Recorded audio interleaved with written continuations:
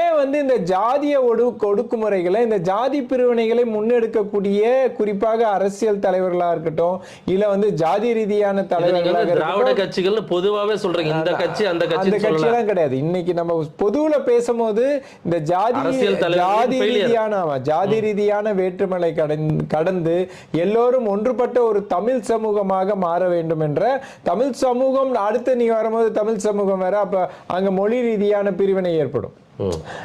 இங்க மனித அதாவது உறவுகள்ல எல்லோரும் சமம் என்ற நிலைப்பாட்டுக்கு வந்த பிறகு நம்ம குறிப்பா தமிழ் சமூகம்னு ஒரு பெருமையா பேசலாம். அப்ப நீங்க ஒரு இப்ப நார்த்ல இருந்து ஒரு அவங்கள மேரேஜ் பண்ண முடியும், அப்ப அந்த கேள்வி வரும்.